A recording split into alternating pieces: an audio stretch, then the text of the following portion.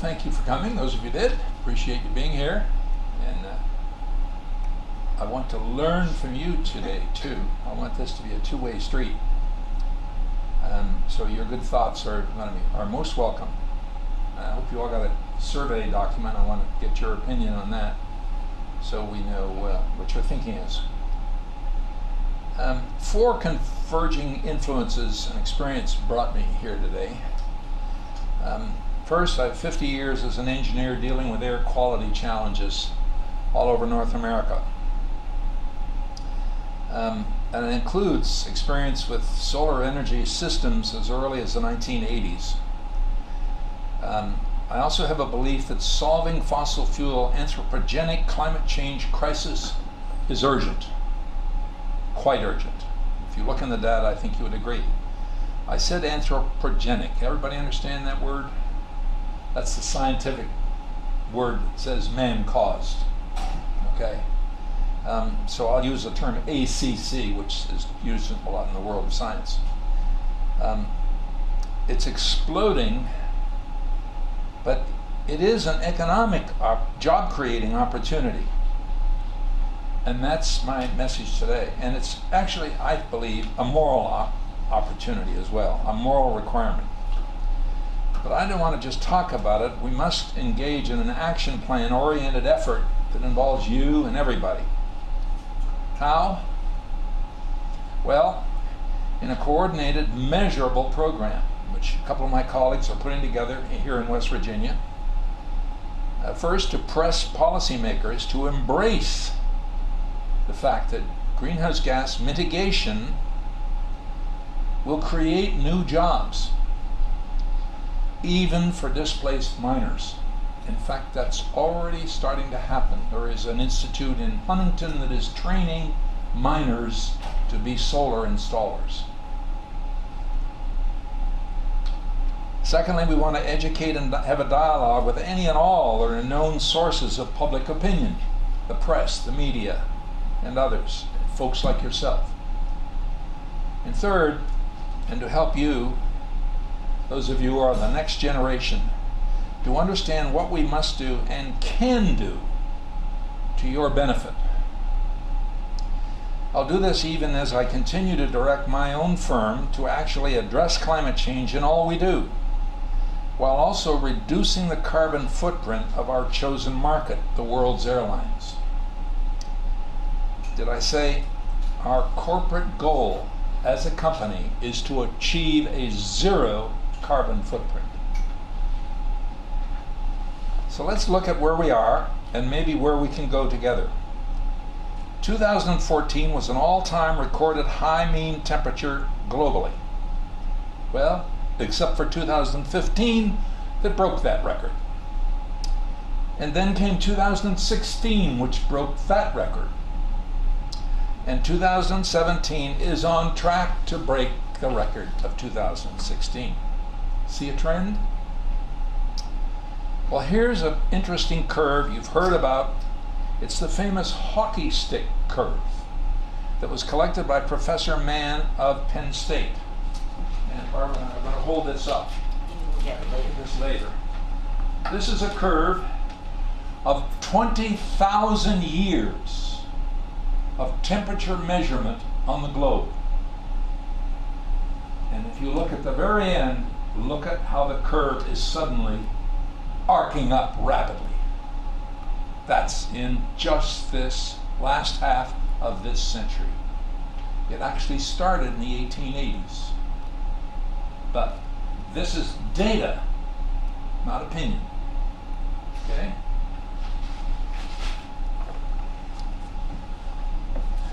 The trouble with climate change is dialogue is too often it is opinion versus facts. Slide of the Titanic. Isn't that a wonderful picture? Well, the owners of the Titanic had an opinion that it was unsinkable. Hello? It's now at the bottom of the Atlantic on its maiden voyage. Why? Because of an externality, as the scientists would say. What do we mean by an externality? Well, in this case, The icebergs. Let's look at just the most visible facts, a history of climate change and scientific reports. First, icebergs are calving in the Arctic and Antarctic. They're almost all gone in the Arctic. And they're calving off of Greenland's rapidly decaying ice cover. And that's a lot of fresh water. Greenland used to be covered all the way down where their orange is, so there was just a small perimeter of bare land around it, and that's where we're headed now. That's fresh water we're losing. And it's never been seen or measured before. Scientific fact. These glaciers are receding at a rate, as I say, never seen in the last 40,000 years of measured data. Just Google Wikipedia and ask for glaciers receding, okay? And you'll find 150 odd scientific papers describing what's going on with the glaciers of the world, including the Himalayas in South America and so on. The Himalayas, hundreds of millions of people rely on the glaciers for fresh water, and it's declining and disappearing. Or read on your book list, there is a book called A World Without Ice. I happen to know that particular author, little prejudice. He was a professor in Ann Arbor where I got my engineering degree. But he has had an entire life of study of ice around the world. He's quite an expert, well recognized. As a result of this calving from the Antarctic in particular, it is estimated that the impact on ocean levels will be a 2-meter rise by 2050. Those of you not familiar with, I'm sure you all are, the metric system, I happen to be 2 meters tall. So that'll give you a rough idea. As a result, a few cities will be flooded, like New York City, Miami, Los Angeles, San Francisco. Charlotte is already experiencing. And then in Europe, look at this, land loss. And I'm sorry for the quality of this. I took this off a computer, so the pixel thing I couldn't figure out how to solve. But that, I think, is the coast of Holland and Belgium. And that red is what is disappearing because of the ocean rise. There's major cities in there. Never before experienced in our lifetimes or in mankind.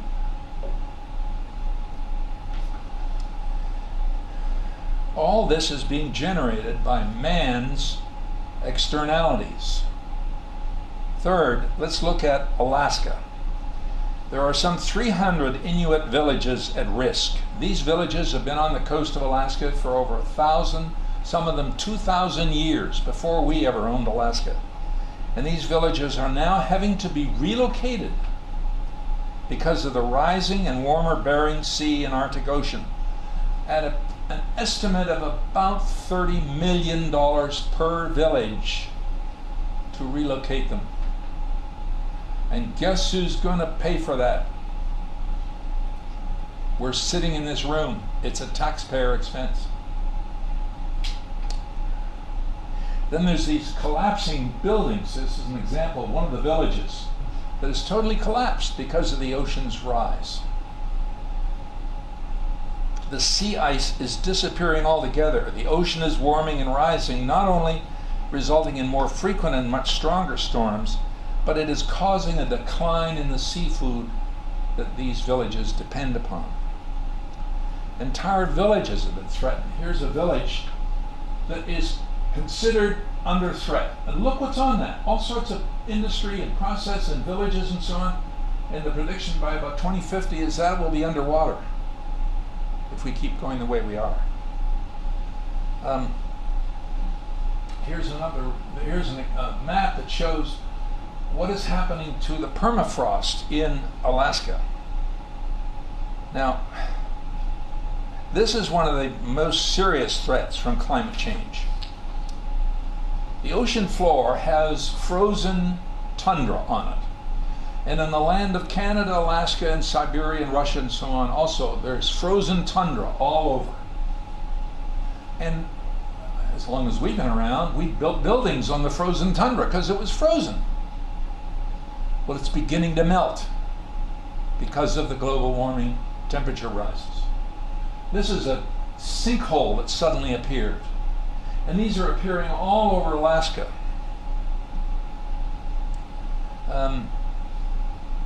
20 or 30 years ago, that was a flat grassland that caribou used to roam.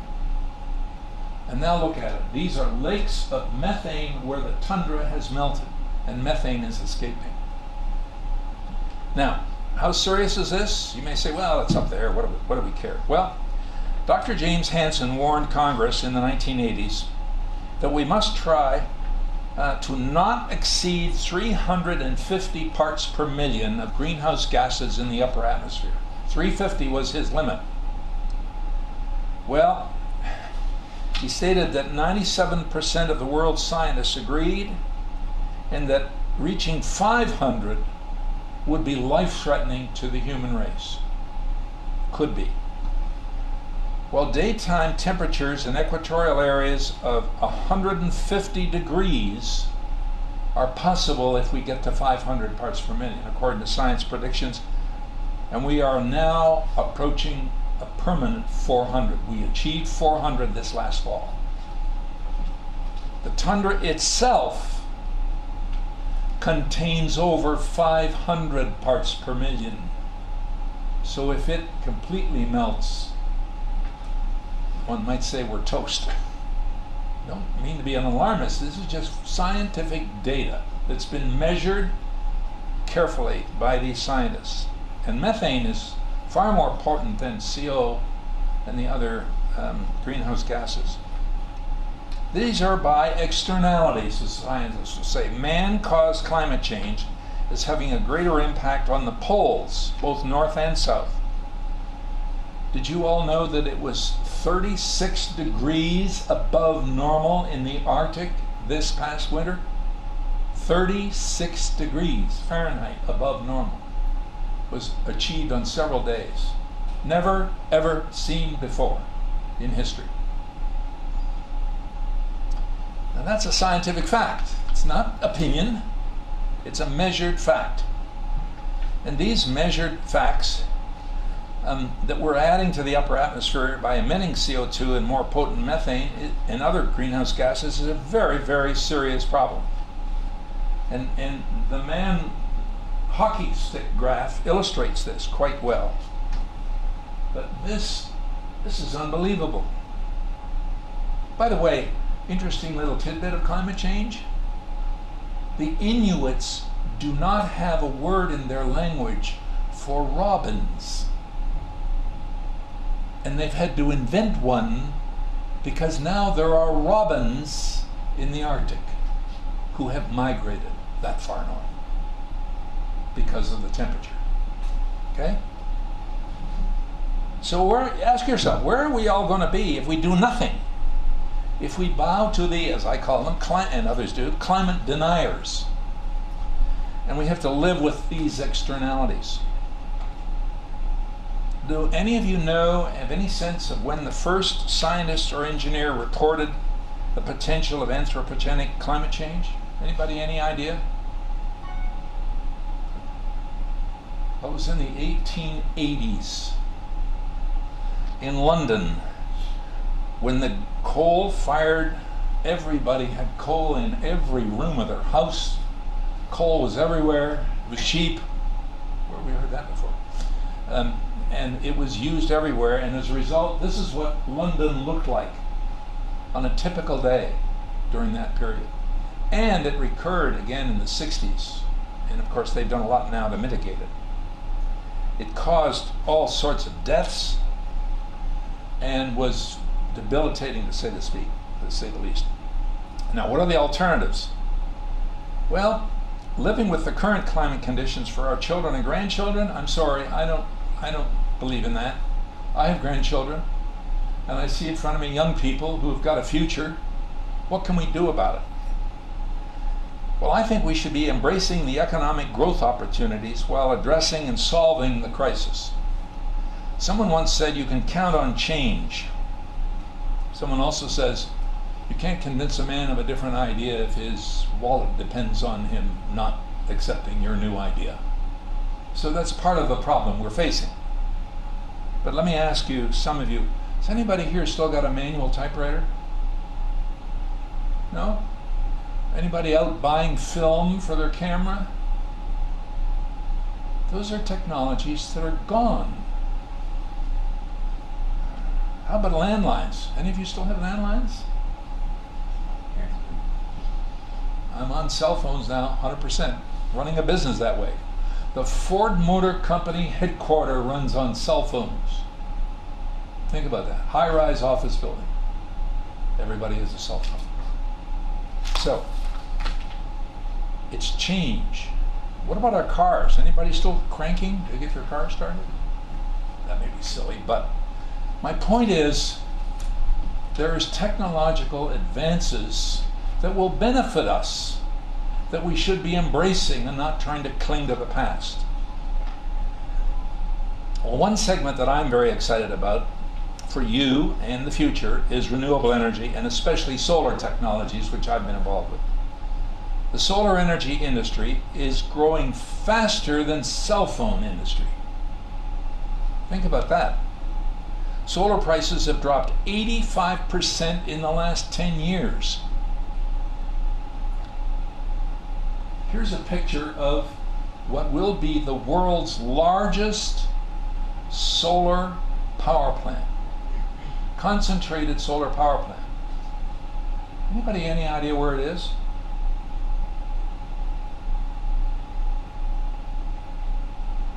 It's in Dubai, a country sitting on oil.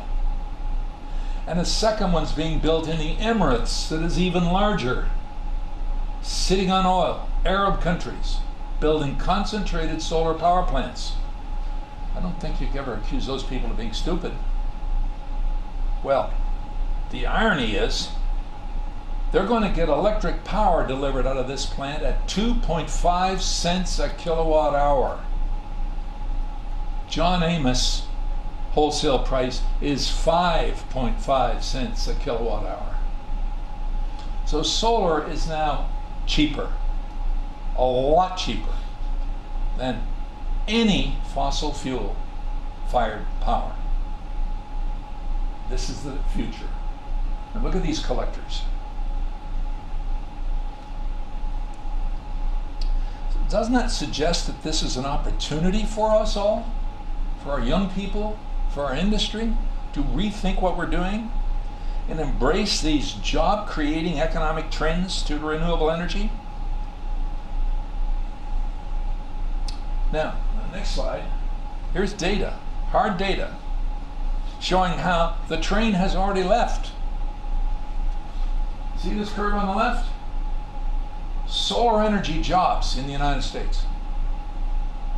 2 different years. The lighter green is the later year. Look where fossil fuels is. Way over there, third one from the right.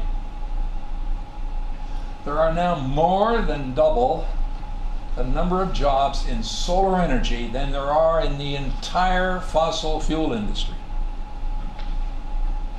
And that's an economic trend that's going on all around the United States, Canada, Europe. And my question to us as West Virginians, why not here? This trend is going to continue whether we join it or not. So why not join it? And by the way, you hear about, oh, but coal miners are paid so much. Solar guys are paid more than coal miners. I've got that directly from 2 presidents of solar companies here in West Virginia. Their technicians, installers get paid more than coal miners are paid. So it's not a pay question. And they're obviously clean, safe jobs. Nobody's ever died of working on a solar panel. So,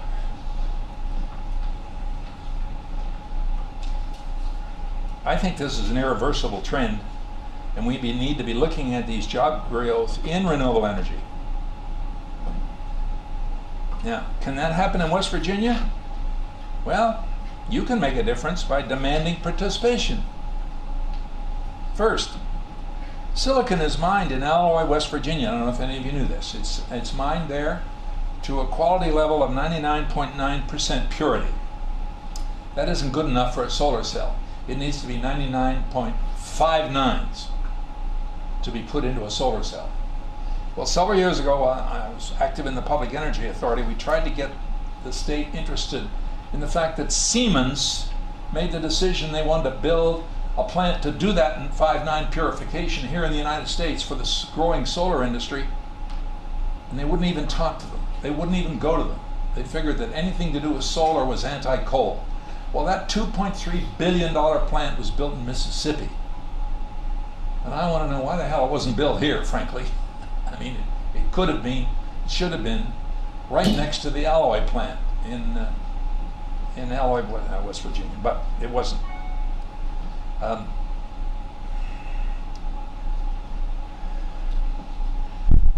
There's also an interesting going on in this legislature right now, and you may know more, Justin, you've been there more recently than I have, but the construction of any new gas-fired power plants is being stonewalled by the coal industry. I learned that the other day.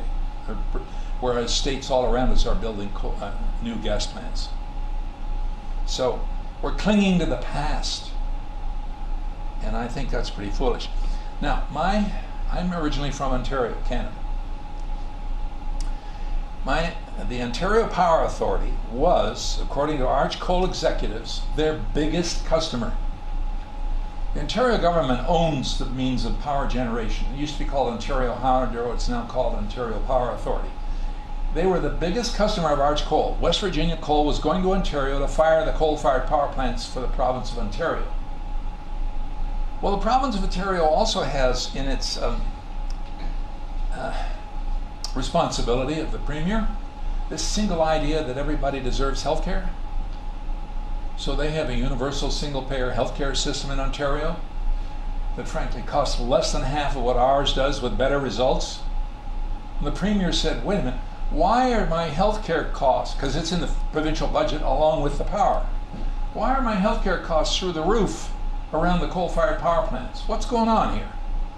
After a 2-year study of medical officers, university professors, a bunch of industry people, they concluded renewable energy is cheaper when you add the external costs of having coal-fired power plants. That was the decision the Premier of Ontario made in 2005 when solar energy was a lot more expensive than it is today. As a result, they started on a program of shutting down all their coal-fired power plants and shut the last one down last fall. They were Arch Coal's biggest customer. And where's Arch Coal? In bankruptcy? Isn't there a message here?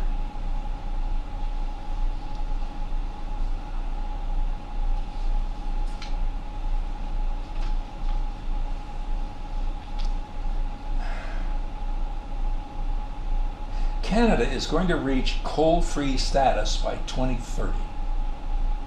And they have coal mines in Nova Scotia and Alberta.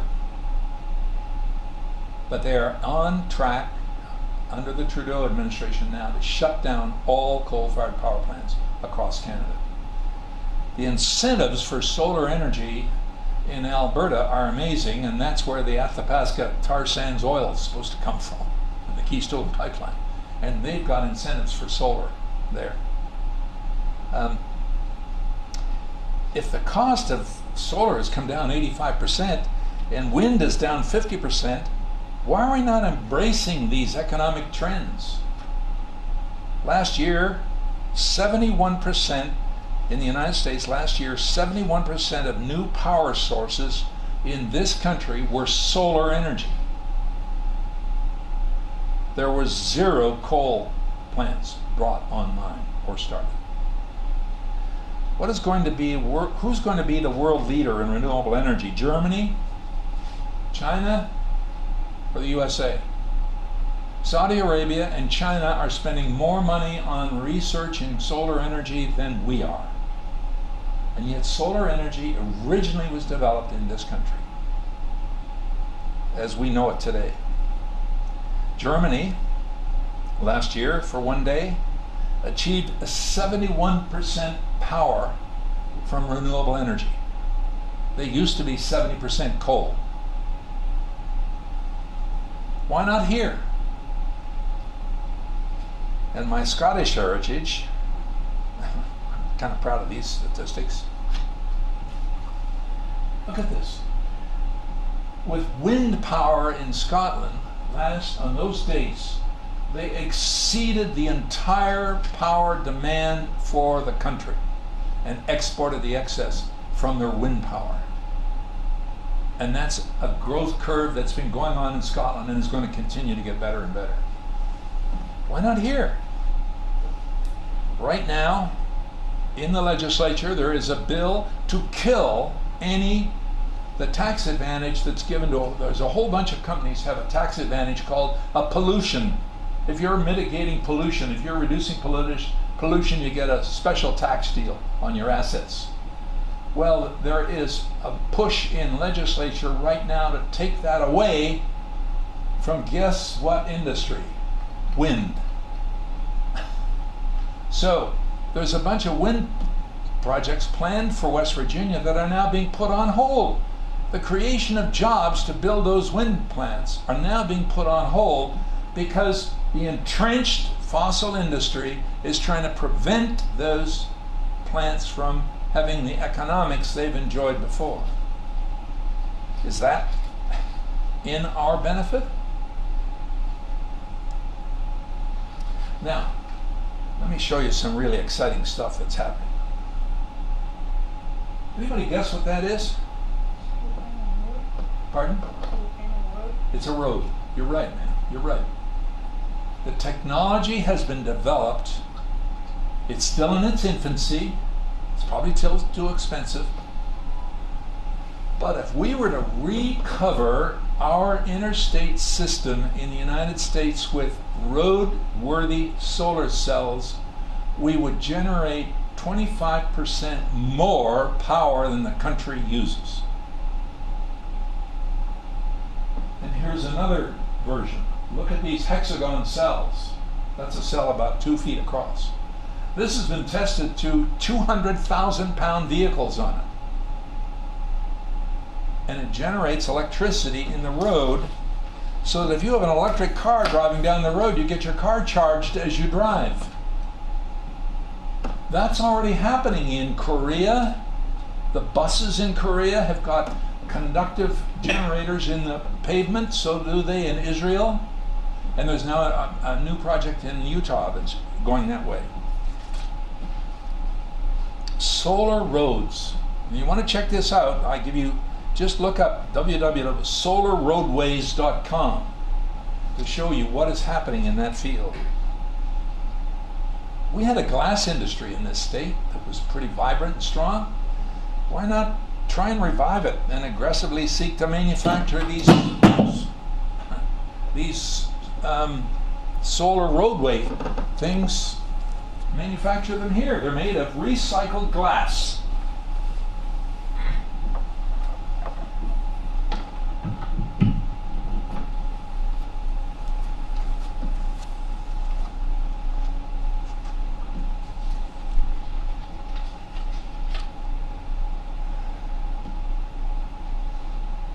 And then one other thing, I don't know if you know it, but over 80 companies, large ones, like Apple, General Motors, Walmart, Maersk Shipping, have committed to achieving a zero carbon footprint and converting their buildings to, well, not all of them to zero, converting their buildings to renewable energy. General Motors made the commitment a couple of months ago that by 2030, I think it is, they intend to convert every building, it's some 56 buildings, factories, plants, office buildings around the world, to be on renewable energy. Apple, Walmart, and several have written a blistering letter to Mr. Trump saying, why are you going backwards on climate change? We are going forward on climate change. We don't agree with you. They've really, quite a blistering letter was sent to him. That's been reported on the news. Anyway, and I have a chap who's on my board of directors with a company, and I urge you to look this one up. Interface Carpets. Interface Carpets, their chairman of the board, Ray Anderson, back in about 2003, read The Ecology of Commerce, which is quite a book, it's on your list. And he was so inspired by it that he gave every one of his executives one and said, I want you back in my office in 1 month with a complete revision of our strategic business plan to tell me how we are going to get to a zero carbon footprint in everything we do by 2020. And my friend Claude Ouimet, who's on my board of directors, he said, we walked out of the office and what the hell is Ray smoking? I mean, how are we going to get there? Our raw materials, petroleum. Guess what? They're going to get there this year. And literally go past it. Because they've now formulated a policy of giving back to the earth, not just taking from it. And they catapulted from being in the 20s as the size of a carpet company to now they're in the top 10. And the most profitable carpet company. And if you get their carpeting from them, either in your buildings or in your home, they will ask you to sign an agreement that when you're finished with the carpet, you'll return it to them so they can recycle it. Don't put it in the landfill. Send it to us and we'll recycle it. Look up the Interface story. It's an incredible story. And it's one of business success by committing to this kind of thinking. So, I don't know where any of you see yourself in this picture that I'm painting. I hope you will see yourself in it.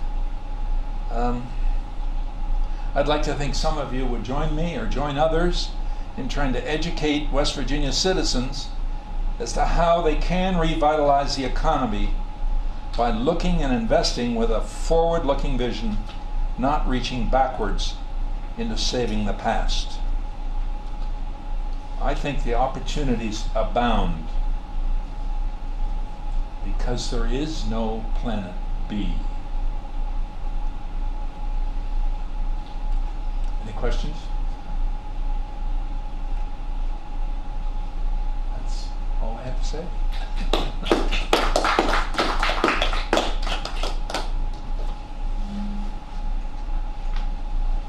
No questions?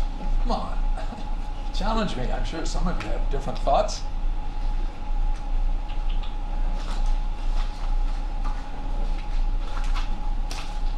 What's the average cogeneration power cost per kilowatt hour in the state? I'm sorry, what? What's the average cost for It runs, according to AEP people I talked to, and one of the company's presidents, it's run at 5.5 to 6.5 cents per kilowatt hour, wholesale out of the plant. What's it run for the proposed gas plants? It's slightly less, but it's down like maybe 5 cents, 4.8 cents in that neighborhood. But those CSP plants are going to be 2.5 cents. And we've got, I've talked to some people about this, but somebody else called me the other day. We've got these mountaintop removal sites, which are, you know, moonscapes left over with very little economic value or use. The topsoil's gone. They're sitting there idle. Could any of them be CSP sites? I don't know. That would have to be investigated very carefully, and it depends on if you're close to the grid and a whole bunch of other issues. But it's a landmass area that might possibly, and wouldn't that be irony? Put a CSP plant on a mountaintop removal site. But it does take a lot of space. I also know of a group that's working in California and Texas in a couple of laboratories that have now got a gasoline engine, a little lawnmower gasoline engine, and a V6 engine out of a Chrysler product, and they're running it, are you ready for this, on zero fuel. They're making it work with solar energy. So there's lots of out-of-the-box thinking going on. And we're in, I believe, what some have said is the third industrial revolution. The first being coal and industry and so on, the second being computers and so on, but now we're going through an entirely new approach to energy, because we've got to stop poisoning the planet. So, anyone else? Nan, do you have any questions?